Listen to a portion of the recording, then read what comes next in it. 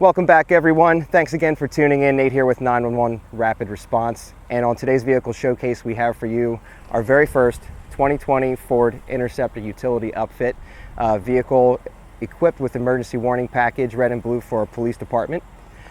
This specific vehicle here is the administrative package. It is a Ford Interceptor. However, we have the street appearance wheels and we also have the OEM center console.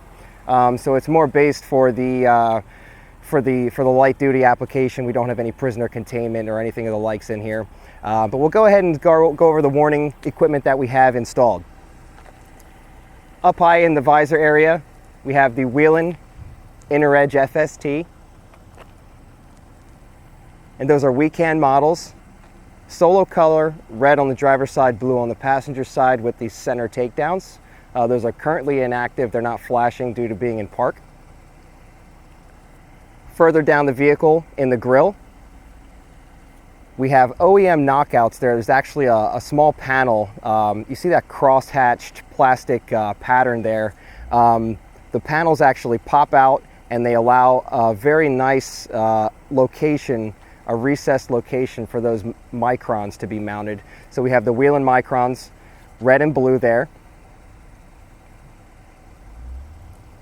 This vehicle also has incorporated an OEM headlight flasher, something that you see similarly in a Chevy Tahoe SSV or PPV, something that you would also see in a Dodge Charger. Those are currently not flashing right now because we are in park, but we'll be able to see that a little bit later in the functionality. So go ahead and cruise around the side of the vehicle and see what we have incorporated here. In the headlight housings, just at the side of the vehicle, we have an OEM location to mount the Whelen Vertex, which is in a red and a blue. So that's a nice, concealed, inconspicuous location to properly mount a hideaway for intersection warning. Back further in the rear cargo windows, we have the Whelen T-Ion in a duo configuration that's red and blue, mounted on the inside of the cargo trim on a 90-degree bracket. And here we can see we do have those street appearance wheels. Very clean looking vehicle. Looks a lot like a retail model. Something that you might see for an officer, for brass, or for a detective's vehicle. Something very low key. All right, so taking a look at what we have for warning in the rear of the vehicle. High in the hatch, we have the Whelen Inner Edge RST. It's in a solo configuration, red and blue. That is a weekend model as well. We'll get full traffic advisor function out of that, as well as some other functions that we have programmed in, and we'll get there momentarily. On the license plate bracket, we have the Whelen T-Ions in a duo configuration, red and blue alternating there. And those are also alternating in conjunction with the Whelen Vertexes that we have in the tail lamps. The tail lamps offering an OEM location for the hideaways there as well. Again, so utilizing all of the OEM locations that we can, all the locations that Ford offers us to mount our lighting, giving us a very clean and functional package. All right, furthermore, at the rear of the vehicle, we're going to take a look at what we have installed here to complete the package, so to speak, less going over the control system. Installed in the cargo area, we have the OPS public safety storage drawer. So this drawer can be utilized for firearm storage, gear storage, and on the top we also have a location to mount or to locate gear, additional storage space, and there are rails there that we can attach straps to, so on and so forth, to secure equipment.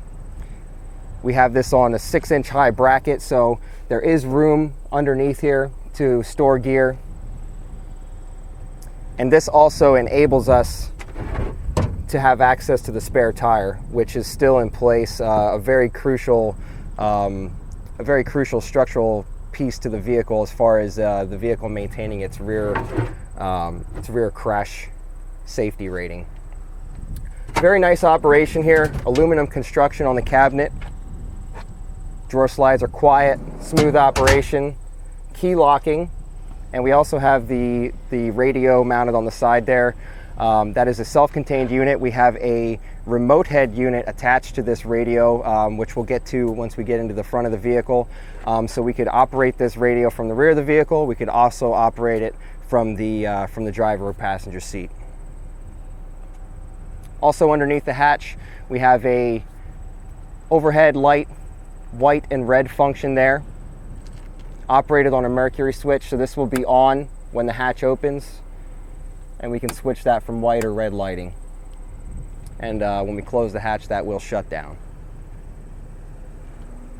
Okay folks, inside the vehicle now, we can go ahead and take a look at what we have installed for the control system and the aforementioned radio install that we have here. Down here below the instrument panel, instrument cluster, HVAC controls, we have the Whelen HHS 4206. This is the rotary knob control head. There was a nice location here provided from the factory panel that we could mount this control head to, still maintaining our access to our storage space here, USB and 12-point OEM locations.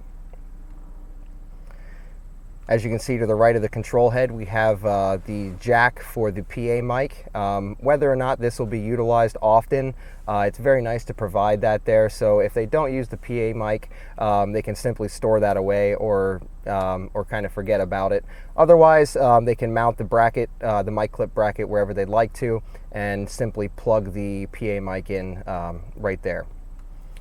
To the left here on the magnet mic, we have the radio microphone, which is attached to the remote head radio in this factory provided location on this flat tray up here. Very clean look. It'll provide very easy access to the radio, volume, selection knob there, power on and off buttons, and then again, easy access to the microphone here with the magnetic mic, which keeps that cable out of the way of the key and any other controls here. And that'll about wrap up the interior of the vehicle. Okay everyone, we're going to go ahead and go over functionality now. And starting at the rear of the vehicle, as we commonly do, we'll go ahead and activate position 1 on the slider switch. This is going to give us our rear lighting, and this will activate our RST, our T-ions, and our vertexes at the rear of the vehicle. And we can go ahead and come around the side of the vehicle now. Activate position 2 on the slider switch. This is going to give us red and blue flashing all around the vehicle.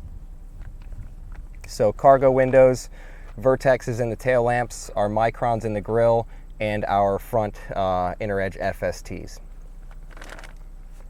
And if we cruise around to the front of the vehicle, go ahead and activate position 3.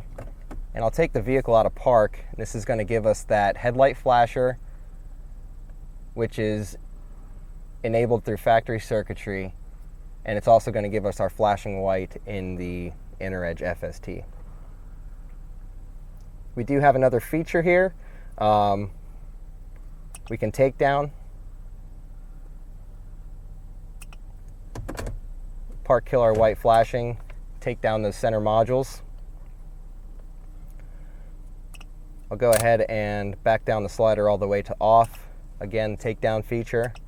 We also did offer a cruise feature. So that's going to give us our FST and RST at a lower power setting for a cruise feature. If this vehicle's ever in a position where they just want to create a presence or be seen without the emergency flashing active. And we'll reactivate the slider switch. We also gave them a low power option for the FST and the RST while in a flashing setting. Park kill for the white flashing once again, and we also have park kill on the siren, manual siren tones and air horn, and we also have the traffic advisor features at the rear of the vehicle in that solo RST. All right, folks, that's going to conclude our vehicle showcase for the day. Thanks again for tuning in and going around our first upfit on the 2020 Interceptor.